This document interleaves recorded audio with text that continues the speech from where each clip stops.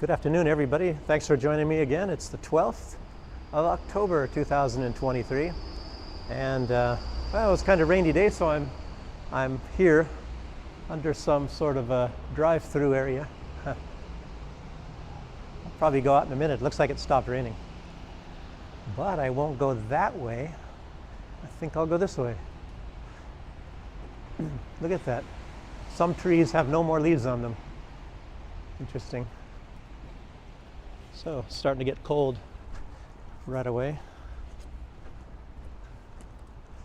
Well, things seem to be escalating more and more, of course, in the Middle East, and actually they're starting to escalate a little bit in Ukraine as well, but it's in a different way. I'll get into that. I'll probably end up saying this twice, but seems like they're trying to accelerate the delivery of the F-16 jets to Ukraine. So the U.S. is trying to do that. It's kind of a strange situation what's going on, and you can't make your head, you can't get it through your head.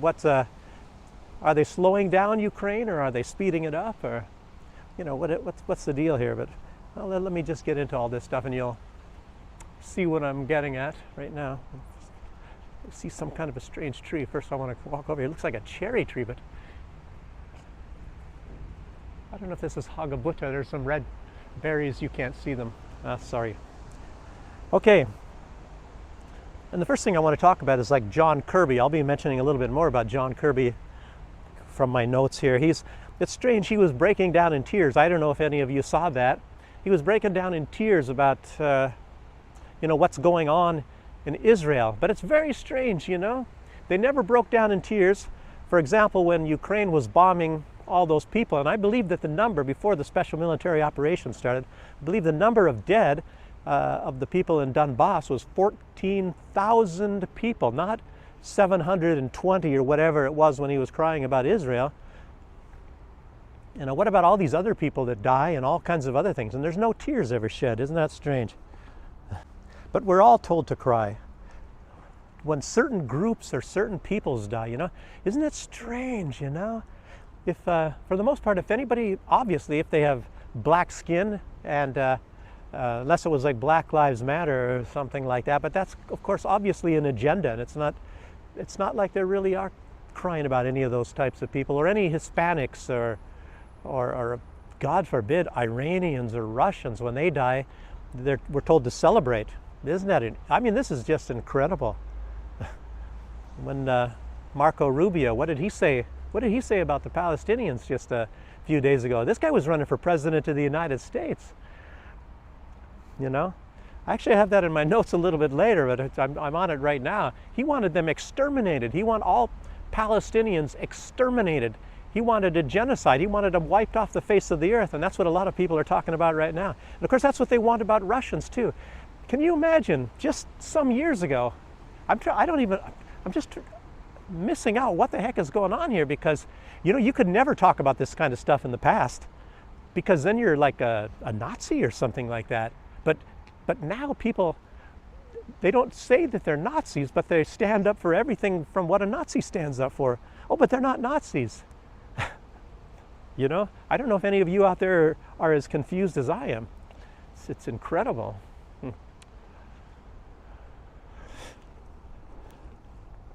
But as you know, the Russians are the new Jews. Raining again. I got to dive underneath that place. It had stopped for a minute. This camera is not waterproof, so neither are my notes. I might be, to a certain extent.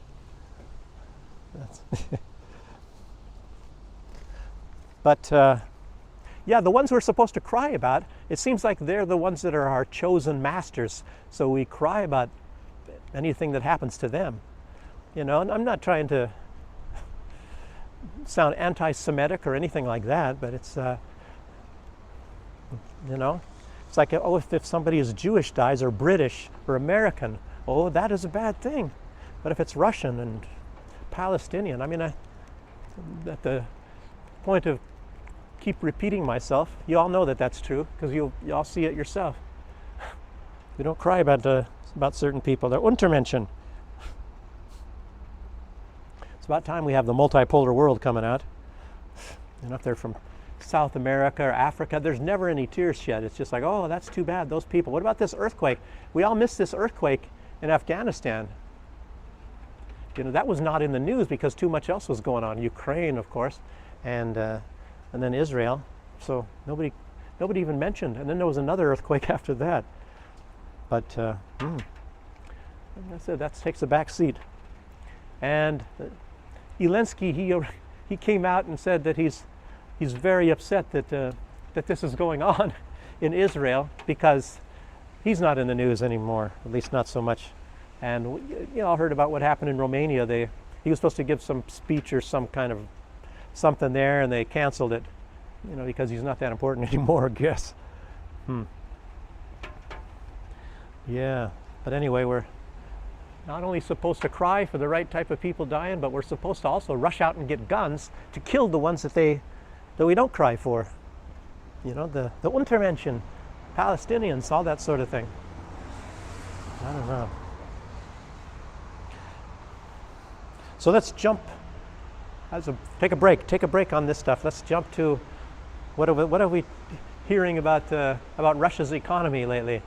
The IMF, they raised their economic forecast for Russia by 0.7 for 2023, and you know, they even have a forecast for 2024.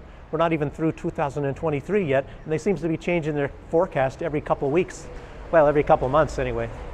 Every few months. This is delivering flowers here. I don't know what those ladies are doing over here. So why do they even bother? I don't know. Why do they even make these forecasts? As I'm saying, like nearly every quarter they change the forecast of certain places, like Germany. You know, now look at Germany. Germany's sinking, and everybody knows it. It's what is it? The strongest growing economy in the world today is Russia, and they're quite a bit ahead of everybody else. China is like 4 ranks down, and Kazakhstan is right below Russia. I guess I chose the wrong time to be here. A lot of noise. Maybe you can't hear it through the microphone. I don't like that exhaust smell either. Thought somebody else was coming here.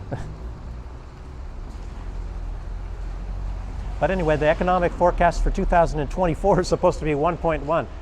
How much do you want to bet that they're going to have to revise that? How much do you want to bet? Gosh, it's just incredible. It'll turn out wrong, and they'll probably revise it 3 times at least during 2024. Okay, another story. There's a independent journalist in Germany. I think he does vlogging and all that as well, but he's quite famous. His name is Miro Wolfsfeld, and I don't know if you English you might call him Wolfsfeld or something like that. And he's putting out, and the reason why it's important what he's saying is because even when I was in Germany, when they had crimes committed by migrants, it's actually not allowed to report them. Isn't that strange? You know, if it's a migrant that commits a crime, you're not allowed to put it in the newspapers. And all of you out there are going to say, no, that's stupid. That sounds so stupid. But the Germans won't say that. If the Germans are watching this, they know that. They know that. And there's all sorts of crazy stuff going on. Migrants can get away with a whole bunch of stuff. So, but anyway, he's putting out that they have stabbings and rapes on a daily basis in Germany. So there's stabbings and rapes every single day in Germany.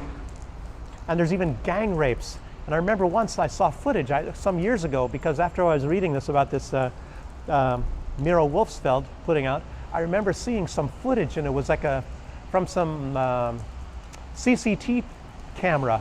And that was like, and I don't know, I don't really like to badmouth anybody, you know, in ethnic groups or whatever, because it puts everybody in that bad light. But it was a whole bunch of these Middle Eastern migrants, and there was like 50 of them gang raping a woman. It was incredible. They wouldn't let them go, and there's even a name for it. They even were doing it like at swimming pools and public places. There's like 5 or 10 of them or something like that. I don't know if that still goes on. But that's not even really reported in corporate media in the West a lot of time when there's that sort of thing. And it was recently, there was a 13-year-old boy, he raped a 20-something-year-old woman, like 25 or 28 years old. You know, that's what the one he was reporting on, because it had just happened either that day or the day before when he was getting interviewed. And you know where this is all coming from. This comes from the West, Western countries. That includes Germany, by the way. And they exploit the resources of foreign countries. And I was in coffee business, as I told you, and I had been talking with people in Germany when I was living in the Caribbean where I was growing coffee. Of course, I wasn't exploiting people at all, not the country or anything. I was actually one of the highest, I was paying people more, well, how do I say this? Anybody else that was working in agriculture, there was only one person I know of or heard of, and he only had 2 people working for him that he was actually paying more money. And the people that I were paying to work, they got paid almost 3 times more than agricultural workers got paid in the United States. So think about that. And it's still not a lot of money. It was 18 US dollars a day that I was paying, and you have Mexican migrant workers in the United States at that time. They were getting paid $6 a day. And like I said, I said in other videos, they were in, they live like maybe 3 families in one household. And you know, they work like hops. At Washington State, it was hops. Hops for beer, yeah, hops. They were in the hops, and I think apples, picking apples, things like that. You know, but like in Canada and places like that, there are other things too. We had even people fishing. I lived in one part of the Washington State. There was Mexican people and fishing. I don't know what they were getting paid, even though I actually knew them quite, you know, much better. But I think it was it varied what they were getting paid. But like I'm saying, I'm not talking about the United States right now. I'm talking about the United States and even Germany. Like Germany, what I was getting at is they actually dominate the coffee business in Mexico, Chiapas region coffee. Strange to say, Alex Jones, he was selling coffee from Chiapas, Mexico, and that's where the Germans mostly grow coffee. And they're not getting paid very much. So Germany actually exploits them. And you know, Germany, Jakobs Cafe and Chibo and all that. I lived in Bremen, and Bremen was the coffee processing center of Germany. So that's where all of these things are at. A lot of these coffee firms, not like Folgers or what is it? What are some of the other ones? What's the one I even used to have? I used to have once in a while. Anyway, doesn't matter. But anyway, exploiting these countries, and these people get paid very little money, and then they run away. They want to run to the countries where they get paid more, and that's exactly what happens. That's what the migration is all about. People, they want a better life. They want to get paid better, mostly. Not necessarily they're running from crime or things like that. Sometimes, of course, obviously that's the case, but they just want a better life.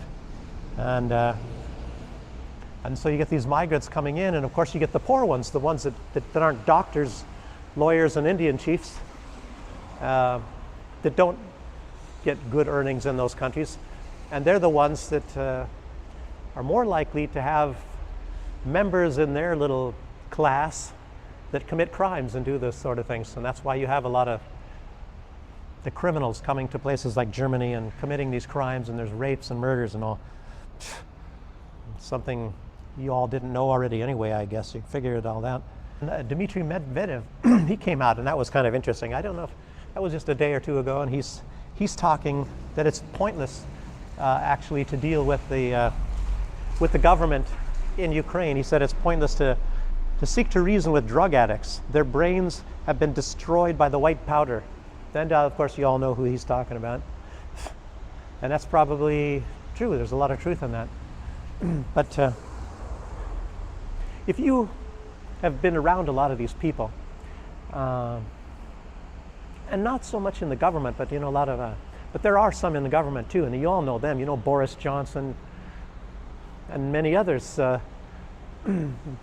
they are addicted to this substance, and a lot of it, of course, is alcohol. In my generation, mostly were alcoholic people. But you know, you be around them, there's a lot of drinking and drugs as well. So, and then you say, Zelensky. Zelensky says,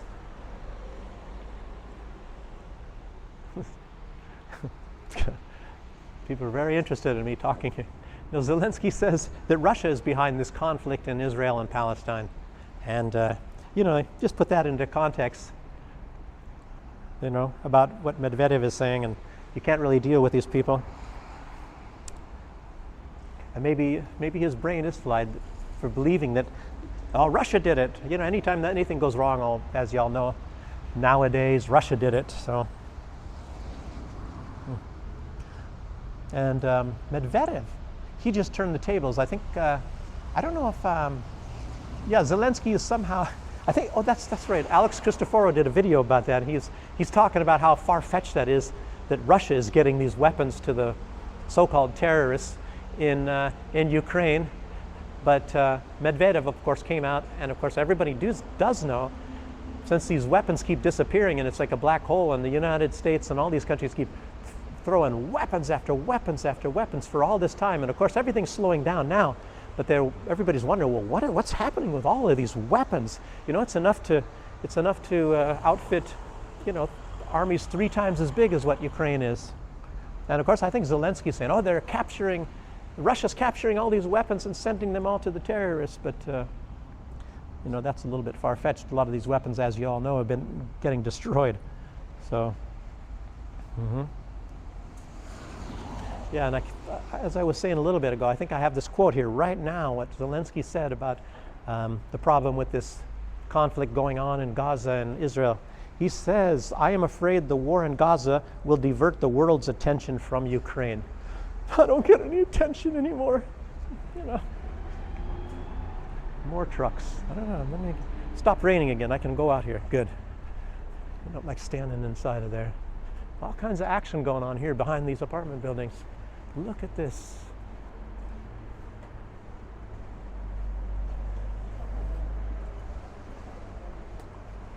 Oh, yeah, that was the interesting news. Kirby yesterday, he said that support, this is incredible. Support for Ukraine is not indefinite.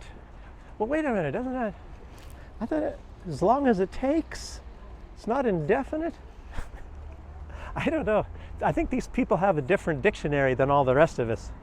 You know, what does indefinite mean? As long as it takes, or I don't know. You guys can figure that out. In other words, well, we lied. We lied. Sorry.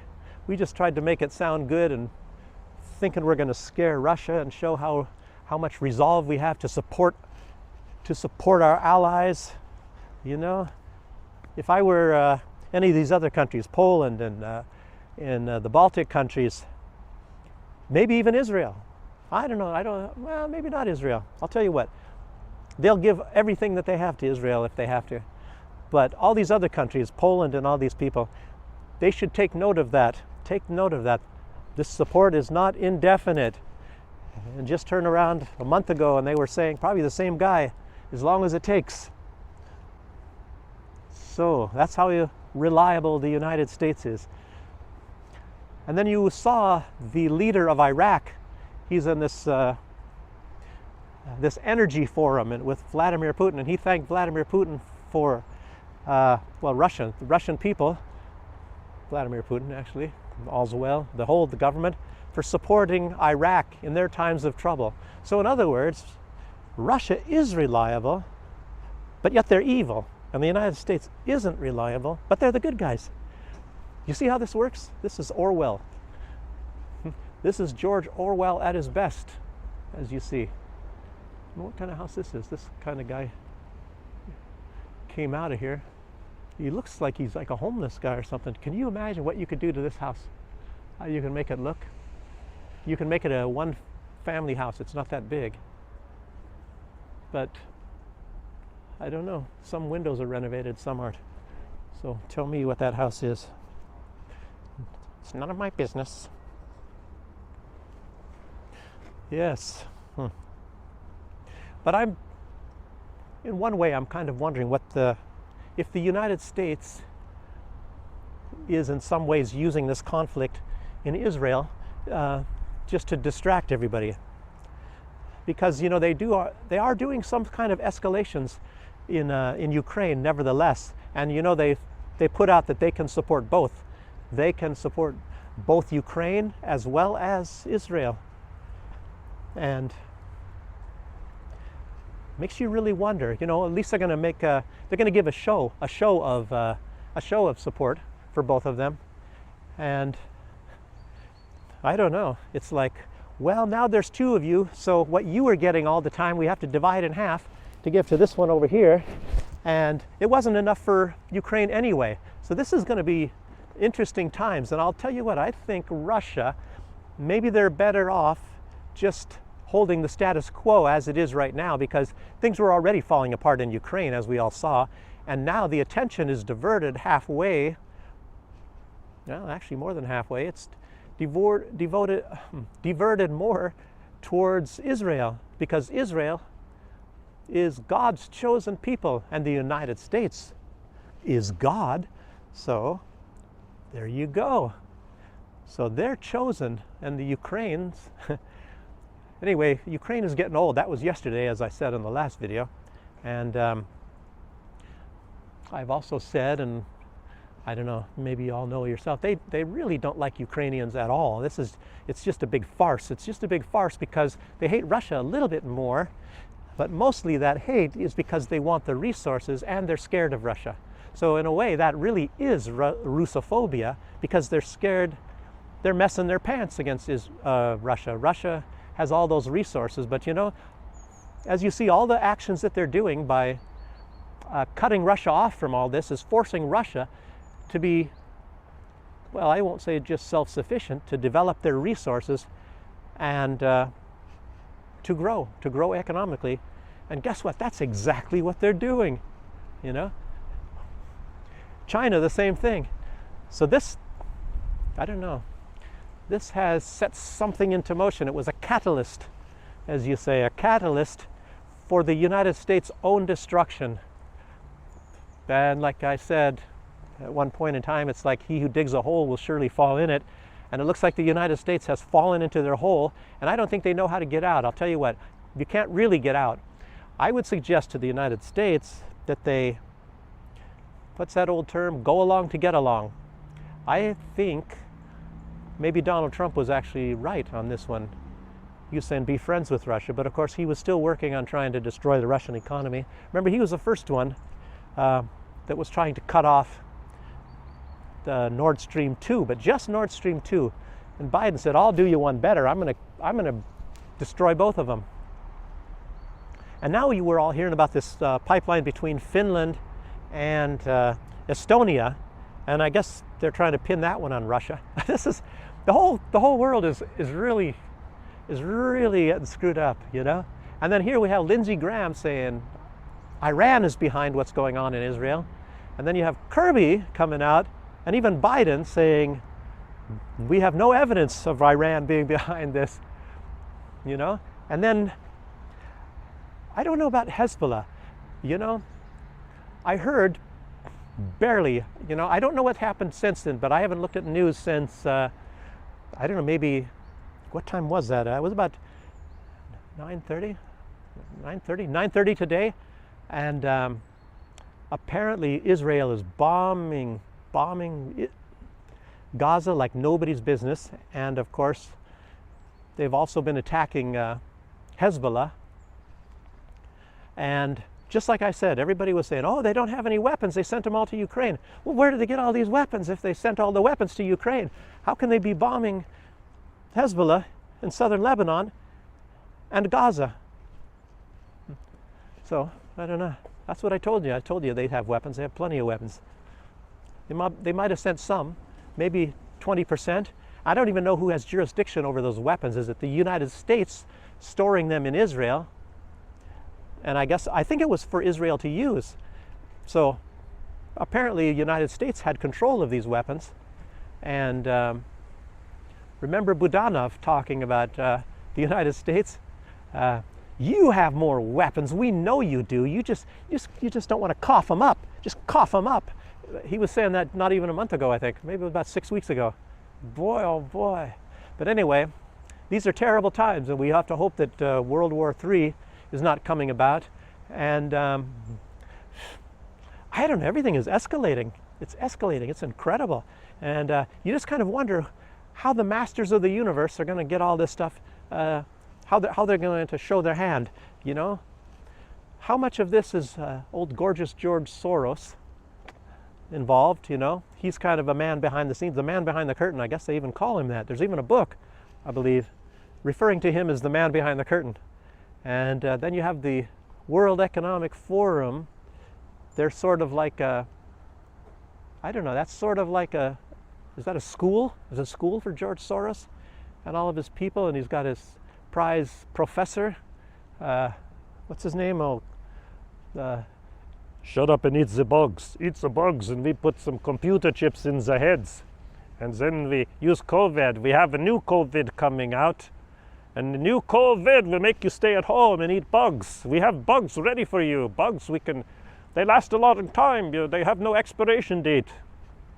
Yes. And we will make you think with your social credit scores with what you're supposed to think. And you will own nothing and be happy. And we will deliver pizza to your door. But where do you get the money when you're locked inside? And who's going to be making the pizza, because they'll be locked inside as well? Who is going to be cleaning the roads so that the... Anyway, you know about all this crap. They make you sound like you just stay home and you sit there getting fat, and everything's getting delivered to you. You don't have to work anymore, and you will owe nothing and be happy. But wait a minute. When I'm gone, there's supposed to be business meetings going on in my apartment. But why would I be gone? Because I don't need to work, because I'm staying home and everything will be delivered. So that, I don't know. Obviously, they're just trying to pull the wool over everybody's eyes. The real truth is we'll be slaves. We'll be slaves. We're not going to be very happy, and we're still not going to own anything because we're going to be slaves. I don't even know if we're going to be able to eat. I guess you got to have a good social score if they're going to even let us have any food.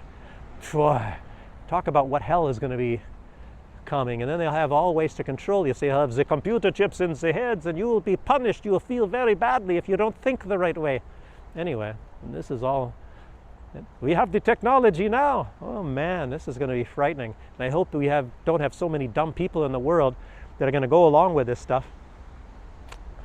But that's about all I have to say for right now. And let me just add the man that's my benefactor as well.